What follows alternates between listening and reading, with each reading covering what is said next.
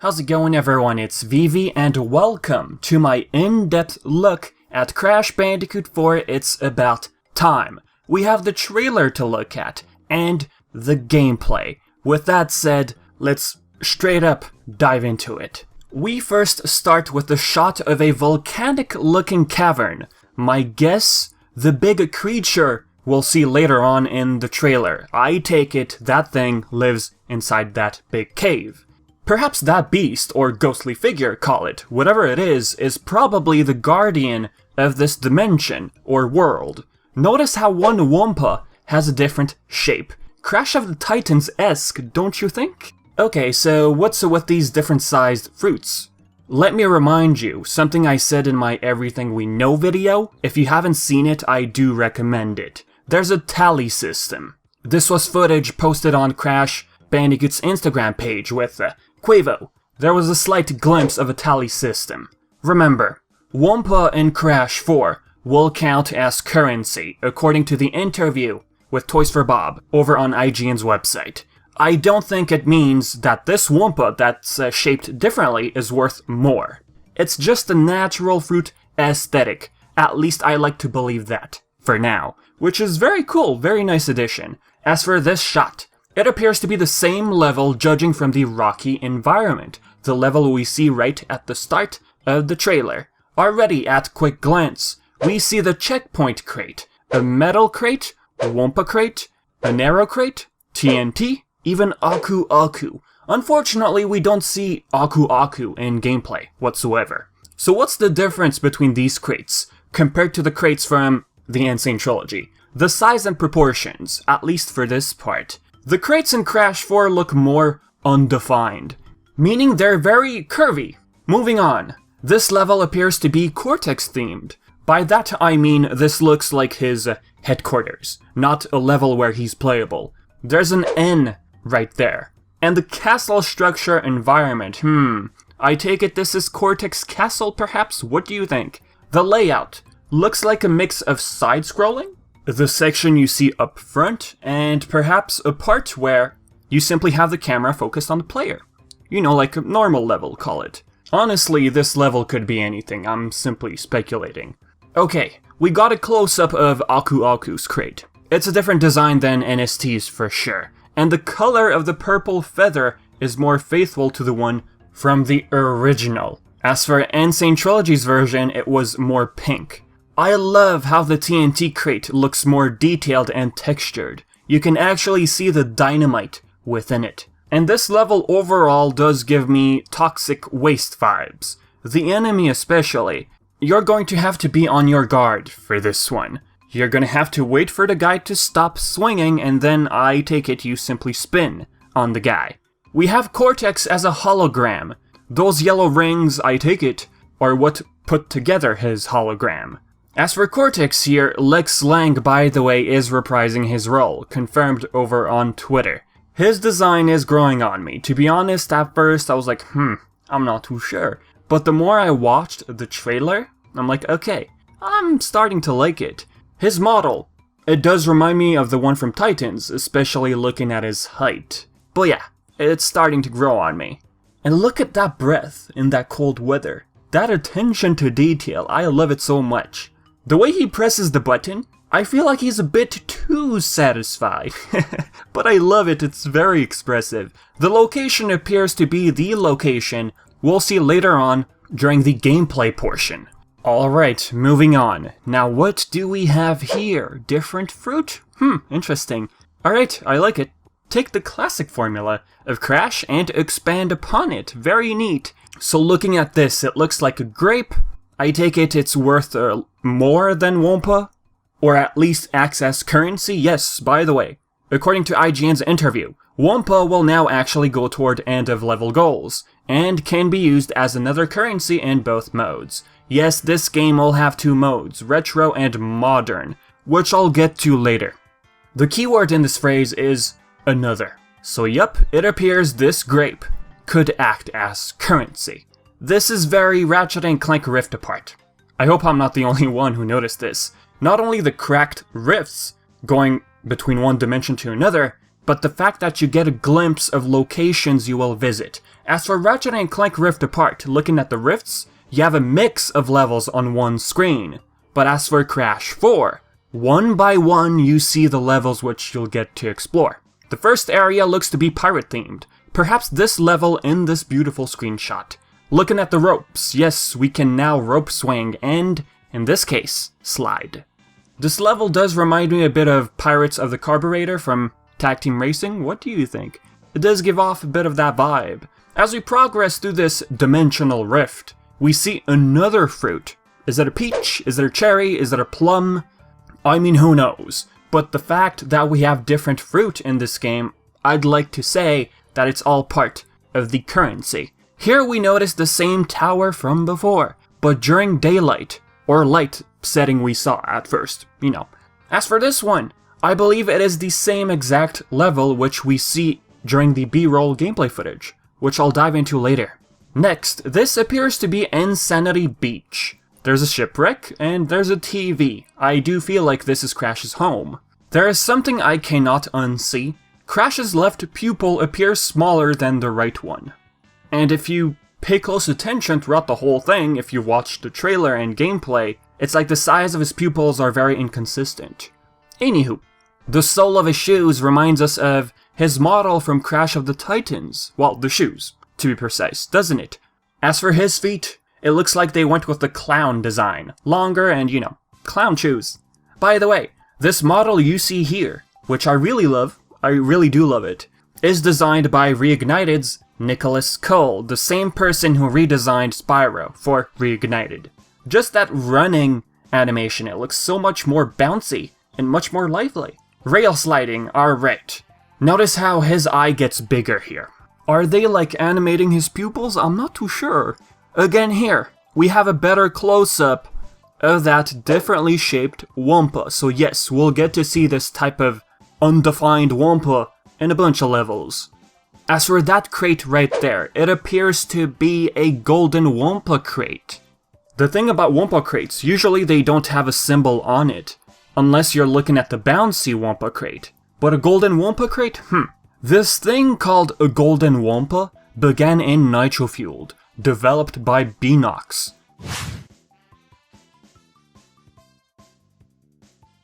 This golden Wampa would spawn every 6 races, you hitting a crate which contains it. By collecting this golden Wampa, the game would grant you 200 Wampa coins. And notice where it's placed. I take it that yeah, that crate is worth something. I mean, if it's harder to reach, I mean, yeah. And of course, Crash is clipping through the vine here. I just can't unsee it, you know, when playing the trailer slow motion. So pausing it right here, the big wall we're going to have to climb. Ooh, looks interesting. We have what appears to be a citizen or tribesman of this place. And look how it glows blue. So it could be related or connected to that creature. We'll see later on. And notice the vines. Yes, this appears to be the same exact location we had at the start of the trailer. Oh, and yeah, look at the tower. It's right there. And looking at this one, it looks very cozy, very dense. I like it. The jet board here, they really upped their game with this one. And what I mean by that, it seems it now has a higher consistent speed compared to Insane Trilogy. In the original, the way you would control it, you move pretty slow and then press on the gas to go over whirlpools. And I also can't help but notice that the crates, especially in this particular area, they look smaller. Originally, they were about half the size of Crash. So paying more attention to the background, newly styled TNT crates right there on the left. There's a bat poster top right corner. Is that a warning for incoming bats? Maybe. There are no sign of whirlpools yet. Maybe we might see him one day. And paying close attention to his moveset, it appears you can slightly jump using the jet board. Not too high, but you do notice a little jump. Ooh, the nitro crates got some new flair. I don't mind it. I'm honestly indifferent about it. Instead of the word nitro, we have N on it. I'm not bothered by it. Then we move on to the first revealed mask in gameplay. These masks, which you'll be able to collect, they pop up via a vortex, which we'll also see later. This one's name is Ika Ika, a gravity manipulator, Funny, it has two faces. You either walk on the ground or backwards, on the ceiling, basically reflecting the mask's physical trait. Walking upside down, Crash now wears a suit, which is a very lovely addition. You don't have the mask over your face, you have the mask on your back. Looking at this area, we do have a screenshot for it. It seems to be Gasmoxian inspired.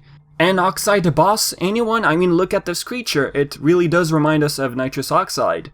Again, misshaped fruit. And really, the little difference in shape brings a whole new flair to Wampas. It's not anything huge, but it's a nice surprise. And I love the addition of the shadows added, just paying more attention to the area. Again, about the pupils. It does look bigger than the other. I mean, it does give me Crash 2 art vibes, by the way.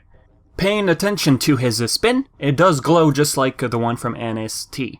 Say hello to Kuponawa, the mask we first had a glimpse of during the It's Time to Play trailer by PlayStation. It is in fact gold and not dark. This one manipulates time. Kuponawa also hangs on your back and acts as a head bandana thing, which is cool. This shot, okay, it just reeks of Ratchet & Clank. The armor, the ears, all that's missing on the ears are Lombax stripes. This portion of the level is still the one from before, I believe. Now once you activate slow motion using this mask, you get this yellow golden outline on screen, indicating that yes, you've activated slow motion. Now we move on to another brand new level, a bustling city. We'll later see Coco in gameplay, by the way. As for this one, it looks very medieval Japan inspired. We have a carnival-esque city, and there's another gold Wampa crate on the right. As for this one, is it underwater swimming or are we simply walking? Cause look, we do notice a bunch of flat platforms. And on the bottom right, we do notice ground, with a bunch of crates just sitting there. So wait, you're telling me we're gonna walk underwater instead of swimming? What we're used to having when it comes to aquatic levels? What do you think? And look, that appears to be a citizen that lives in this area. Another gold Wampa crate right there, and there's Aku Aku, if I'm not mistaken. Alright, a classic chase sequence. Crash's expression here is just so cool. In this level, we'll get to play as Cortex as well. Now here, the crates look about the size of the originals.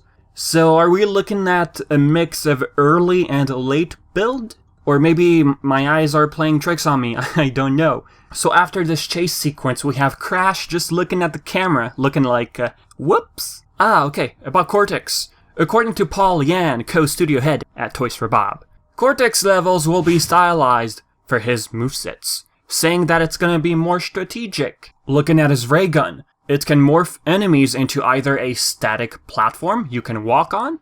I mean, if you shoot it once, you turn it to stone. Shoot it twice, you create a bouncy platform. Alright, Coco. Maybe this is part of a cutscene, maybe idle animation. I'd like to believe the latter, if I were to choose between the two. But this being a cutscene and Coco all impressed and wowed by the scenery, that'd be so adorable. Her design, too, it's growing on me. I don't hate him. On the right side, there's a CTR logo. Okay, what's going on here? There's a reason for that. Let me pull up a tweet for you. Congratulations to Toys for Bob for announcing Crash Bandicoot 4. It's about time. Happy to be part of the supporting team. Very nice. Guess I'm not surprised. Toys for Bob did help Vicarious Visions with Insane Trilogy, and with CTR, with Beanox. That could explain 1, the Golden Wampa idea, and 2, this CTR Easter egg right here, so yeah, maybe these two ideas were from Beanox. According to Paul Yan, we can play as Coco and Crash at any point in time. They will share the same moveset. And by the way, looking at the trailer, it does look sped up, so I don't think we'll be moving at this rate. Not to cause confusion, alright? Unless I'm wrong. I just feel like it's the former. So jumping on those platforms, they will fall judging by how they vibrate. Oh, and hey look, it's an Aku sign right there. Very cool. This gives off a very, like, Future Tense level. Future Frenzy. Or futuristic levels from Crash 3 Warped. Don't you think? Paying attention to her device, it looks like she's holding a tablet with a touchpad. Stylus. Yes, I'm analyzing the most insignificant thing in the trailer. I mean, it could mean anything at the end of the day. There is slight awkwardness to her jump. For a split second, you can see her off the floor completely static. Looking at the alphabet, it's very mysterious to me. I don't know what language that is. As for the letters on the banner, right there, with the cat, it reminds me of Chinese. Is this maybe like Hong Kong inspired, looking at this city? That dumpster enemy reminds me of egg thieves from Spyro for some reason. I think it's with the black surrounding their eyes. Yeah, I think that's it. Moving on, we have Engine. His design? I love it. There's more meat given to his face. He has an actual jaw now. Looking at this section, it looks like a musical-themed boss fight. It reminds me of Guitar Hero just looking at the layout. And notice all those hands going rock and roll on the left and the right side. By the way, fun fact, Activision did publish Guitar Hero from years 2006 to 2017, so the inspiration could have come from that. Alright, there are two types of rings. Green for jumping, and red for crouching. Or slide if you want to, because slide is confirmed, you'll see it later in the gameplay. Here Crash takes a selfie. It could be idle animation. Okay, but why does Crash have a smartphone? Well, Coco had one in NS state, so let's not overanalyze the logic pertained in Crash Bandicoot. Look closely. The platforms we had before appear to no longer be present. This could probably be like phase 2 of the fight. This time we'll have to jump across, judging by those moving platforms you see. The text in the back, I think it says Rocket Shed. Zooming in on the poster on the left, yeah, it seems to match the letters we have in big in the back of that robot. Next, we move on to grind rails. Here's a cool thing. When you find Kupunawa, here for example, you trigger slow motion when you desire it. It's not like once you find Kupunawa, you automatically enable slow-mo. No, you decide, I guess, with a trigger, a button. You deciding when to use it, pressing on a particular button on your controller. It's not like Aku Aku, where automatically you become invincible for a short time. I also believe you lose the mask, as you use up all of its power. Imagine that right there being Geary. Geary originating from Crash Nitro Kart. Geary needs love too, I mean, right? Is Crash smashing through metal crates or iron crates here? It's hard to see. But, you know, if I pause it here and looking at the flying particles, the texture does remind me of wood. Maybe the lighting here is making it hard to tell. Looking at that green ooze, it seems to be that big cauldron we had at the beginning of the trailer. That just goes to show how big these levels might be. Correct me if I'm wrong. Are those new types of crates we noticed on the far right corner? I can't tell what those are. Oh, wall running, which is a welcomed addition. Take the classic formula of Crash, linear levels, bigger vistas and all that. Add some more mechanics to his movesets. Why not? Okay, you see that right there? A warp appears and Ika Ika pops out of it. I believe these masks will appear in later levels, and what I mean by that is, if I go off what Paul Yan said, how you rescue these masks from boss glitches, I mean yeah, once you find them, once you rescue these masks, they'll come at your aid. And look, it appears you can obtain the mask from a pretty far off distance. Crash's eyes here glow yellow, but they didn't before. And now it is your darkness that shall be the ark that sustains me! If we pay close attention to this screenshot, we don't notice his eyes glowing gold. So this tells me, for now, that we're looking at different builds mixed together. Again, there's quite some awkwardness to his movesets here. Clipping through, for example. Here too, as he jumps, it looks a bit awkward. But hey, this is early footage, the game's planned for October 2nd. There's still time to sort these little things out. So the platforms freeze as the cool breeze opens up at the top right corner. Just look at this happy orange boy. You telling me he's not adorable? Look at him. This appears to be this level from this screenshot. My favorite screenshot out of the bunch. Just the lighting, the density, and everything. I love it. The shadows especially. Those guys at the bottom. We have multiple tails sticking out. Maybe it's a bunch of rats, shoulder to shoulder. What this means, potentially, it might take like maybe 2 spins or maybe 3 to deal with these guys. 3 is a bit excessive, maybe 2. Toys for Bob did say they want to present their own set of challenges, by especially sticking to the classic Crash 1 linear map design, which they call the dimensional map. Let me bring up a very interesting quote by Paul Yan. This was an interview done with Press Start. So the game has taken cue from the very first game, and we're actually introducing something called the dimensional map. So in between levels, you will be visiting with a hub. The dimensional map will be where the player navigates between the different dimensions and the different time periods of the adventure. But the levels will be structured in a fairly linear manner, which gives us two advantages. One is we get to tell the story in a more focused and chronological way, and the second is that, in the challenges, we can ramp up challenges in a more reliable way. So the types of mechanics and enemies that we introduce in one level, once you complete that level, we can reliably ramp them in, and twist them and layer them in a more convoluted ways in the subsequent levels. So we have a smoother approach. We preserve that same challenge of the original game, but it makes it more approachable too. Okay, so with that, basically, as we make progress, difficulty will ramp up slowly. This is not something like a Crash 1's Road to Nowhere, where there was a huge spike in difficulty. They really don't wanna go for that. Next. Aha, this is the guy I kept talking about before, the creature or the ghostly figure. He looks mad. Like really mad. So yeah, this guy could be the living creature that lives within that volcanic cave we saw before. When Crash 4 was leaked over on a Taiwanese ratings board, it was stated that this mask's name is Lani Lily, a friend of Aku's apparently, a mask Crash discovers in a cave. Crash's animation here is splendid. This deserves captions. Right? I mean, look at him. Okay, what they're staring at here? Well, that creature. What else would it be? Just looking at the aesthetics and everything in here. Right there. There's a shiny object. Looks like a gem. So the trailer ends with Lani Lily making a cheeky remark. Let me play that sequence. How many times have you beaten this clown anyway? 3. Really? Only 3? Funny. Seemed like more. Pollyann had this to say according to an interview held by Canadian Guy A. For us, chronologically, that's where the events pick up. But this game is called Crash 4, it's about time. And there are multiple timelines in this multiverse. The other events that happened after Crash Warped, they did happen. They must have happened in other alternate timelines, and those may be reflected in some ways in this. But this is a game that picks up right after Crash 3 Warped. So this doesn't seem to be the case of post-Naughty Dog games being retconned.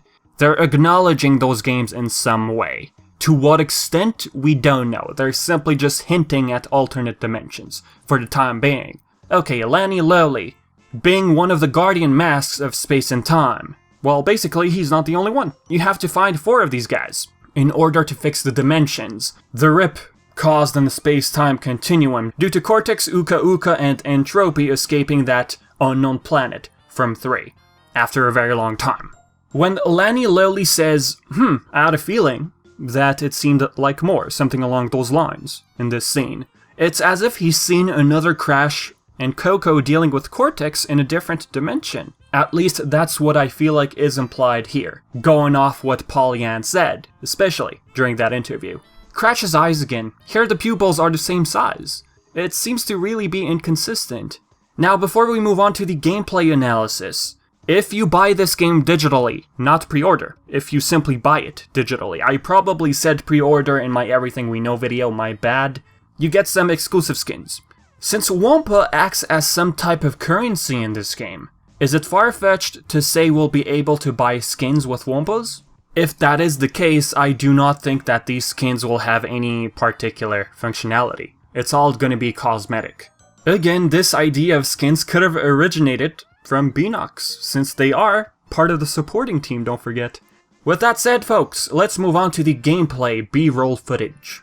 We start with what seems to be a cute idle animation of Crash. Even the sounds he makes, it's so adorable. We notice invisible crates floating around, with an exclamation crate right there, which I assume will activate those crates, just like the original. Again, the crate has a complete different design, looking at the NST model, at least. First shot we have here, we have a bonus stage platform, yep, so that tells us that bonus stages are still in this game. The sound effects, when dealing with enemies, it's all faithful to the original, picking up Wampa, spinning attack on enemies, all that, it's the same.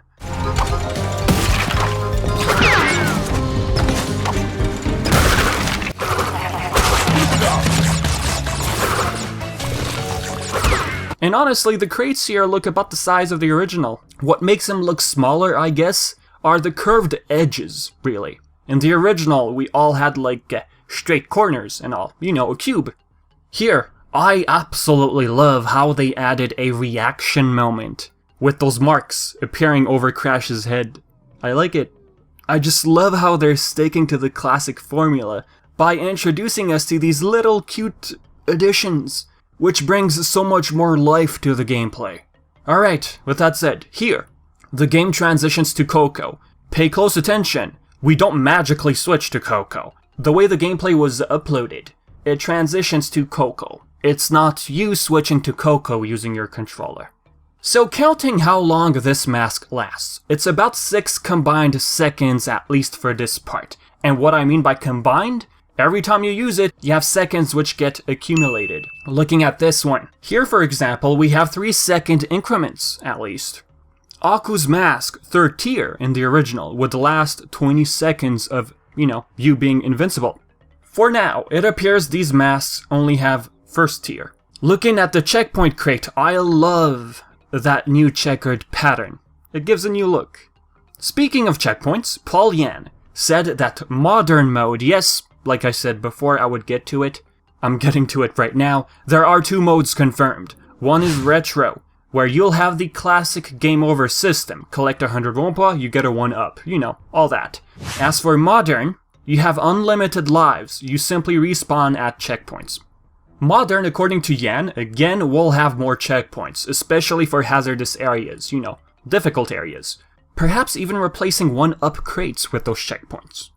Okay, so Crash using Kupunawa. Here it lasts 9 seconds combined. Okay.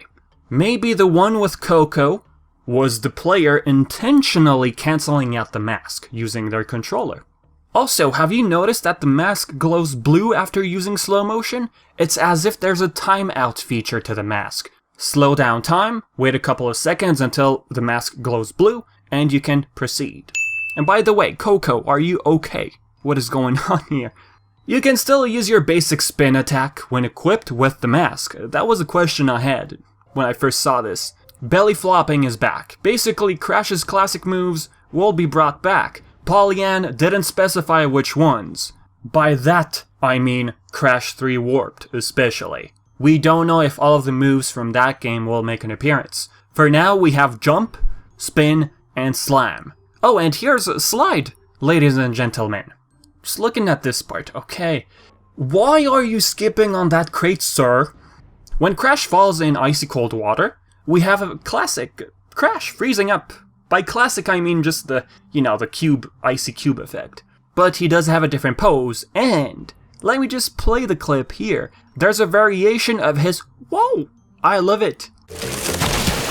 Hello. Just for nostalgia's sake, I hope they keep his classic, whoa. Alright, another gold Wampa crate right there. Then we move on with Coco in this Gasmoxian-inspired level. It really does look like a nitrous oxide creature, doesn't it?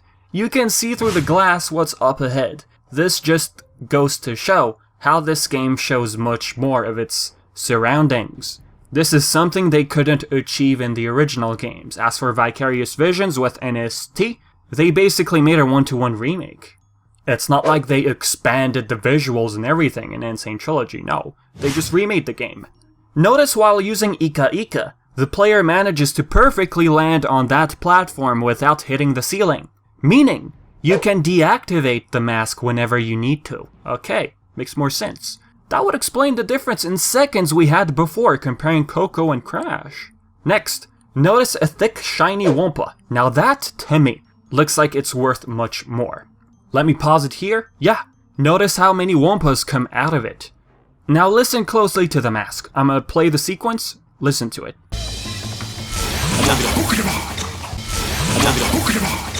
It doesn't say Ika Ika, but manages to have the same gibberish that Aku Aku had. The type of gibberish fans couldn't decipher for years. Here's a quote from Dave Baggett, who worked on the classic games of Crash Bandicoot back in the day at Naughty Dog. This was answered on Quora. The sound Aku Aku makes is gibberish, and was never intended to mean anything. That said, various people on the Crash team and our friends and relatives interpreted Aku Aku's little noise as lots of funny things, the most common of which in my recollection at least, was Rutabaga. So the same thing could apply here to Kupunawa. Time trial clock spotted on the left side. There it is. Pollyann said there will be rope swinging timed challenges as well. So with time trial clocks, that means we have time relics. They're brought back, folks. At least I hope I'm right. Here we get a better look at what seems to be the gold Wampa crate. Yeah, it is a big Wampa in there, alright. As for this part, when Crash slides, they also added that orange glow to it. Hey look, we have rope swinging in action. It seems like you can climb up and down just by that little motion we notice. Another gold Wampa crate up top. Now with Coco, we see that mysterious crate from the trailer we saw before during the grind rail section. By the looks of things, it simply looks like a crate with more Wampa in it. Like the traditional bouncy one, except maybe less. 8 Wampas I can count on screen. In Crash 1, for example, the bouncy crates would grant you 10 Wampas, sometimes 8, randomly. With that said, we return to Crash. Now, why would you spin on a bouncy crate? Cries in Wampa. So sad. Small portion of this level, you hear the voice of, I believe, Engine? Is it Corey Burton I hear, the voice from Nitro Fueled and Insane Trilogy? What do you think? Admittance to tonight's performance is free. So, you want to go a few rounds? And what do we have here, folks? A colored gem. Speaking of gems, Pollyann had this to say regarding clear gems, at least. There's a new clear gem reward at the end of levels that you achieve by completing the level in under a certain amount of max deaths. Although you die multiple times in Modern, there's a chance you won't get that clear gem. That's going to be your penalty. I take it this also applies for both Retro and Modern. Yan doesn't specify if you have to break all crates to obtain it, because in the originals, by breaking all crates, you would obtain a clear gem. So, yeah, I'd like to believe you still have to collect all crates. Now, not only can you slide on top, but can also slide on the bottom of the rail by holding onto it. As for the final part of the gameplay, well, we're getting close to it. We have 2 golden Wampa crates, one on the Nitro crates, and one in the upper corner, right there. I am so glad to see Crash's ghost animation brought back. Before I forget, the official website for Crash Bandicoot, a couple of days ago, the thumbnail for the gallery section had this. There are 2 things, well, a couple of things I notice. Is that Tana on the right? It could be. Is that entropy? Is that supposed to be entropy? If we are dealing with alternate dimensions, realities, timelines, or whatnot, I'd like to believe that either A, this is early concept because it doesn't look anything like entropy, or B, since we're dealing with alternate timelines, it could be another entropy. Maybe entropy's sibling, for all we know. Paying close attention to the masks. 3 of them are on the official box art. Well, I might be mistaken, this might be placeholder art, but 3 of them are on the box art. As for the one on the far left, I don't recognize that one. Is it early concept? Did they scrap that one for Lani Lily? What do you think? If anything, since they took it down, maybe it's something they didn't want to show? That mask could be the ultimate villain at the end of the day. You know, the 5th mysterious mask, the big baddie of the game. To wrap up, GameStop has been sending these emails to people. Apparently, Crash 4 will have 100+ levels of play. Either A, it's literal, meaning there's literally going to be over 100 levels in this game, or maybe they're combining the length of classic levels from Insane Trilogy, hence the terms levels of play. For example, Crash 4 could have 2 or 3 classic levels combined together, creating a large level. Do you understand what I mean? Insane Trilogy combined, if I'm not mistaken. If we go with Stormy Ascent and Future Tense, bosses, secret levels, and everything, we have 104 levels combined. So yes, if this game is as big as it says in that email, then the price tag, which is $59.99 US, is more justified. You know, it's a full-length game, it's a brand new game. So yeah, with that said folks, this is it for the in-depth analysis. I really hope you enjoyed it. If you sat through the whole thing, you are so awesome. Now obviously there's probably some stuff I missed, because my eyes can only see so much. But hey, if I didn't miss anything cool, please leave it in the comments section below, alright? And yeah, I've been Vivi, and until next time.